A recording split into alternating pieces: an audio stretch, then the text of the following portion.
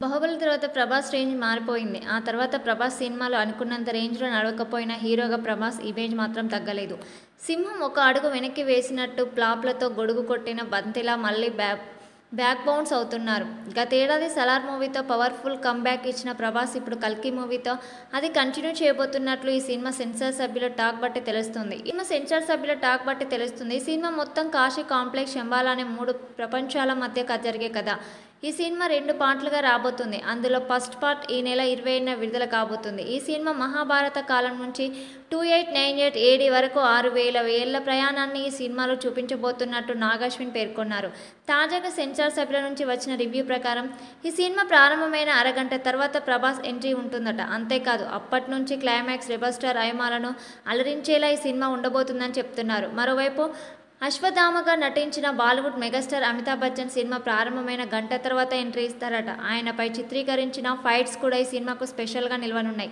మరోవైపు ప్రభాస్, అమితాబ్ మధ్య పోరాట సన్నివేశాలు కూడా ప్రేక్షకులకు సరికొత్త అనుభూతి ఇవ్వడం గ్యారంటీ అని చెబుతున్నారు.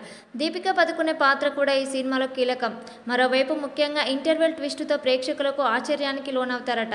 ఇక 'కల్కి' మూవీలో కమల్ హాసన్ కేవలం 4-5 సన్నివేశాల్లో కనిపించనున్నారట. ఆయన ఉండే సీన్స్ ఆకట్టుకునే విధంగా ఉన్నాయని టాక్. అంతేకాదు కమల్ హాసన్ పాత్రకు రెండో పార్ట్లో ఎక్కువ సీన్స్ ఉండబోతున్నాయంటూ దర్శకుడు నాగశ్విన్ చెప్పుకొచ్చారు.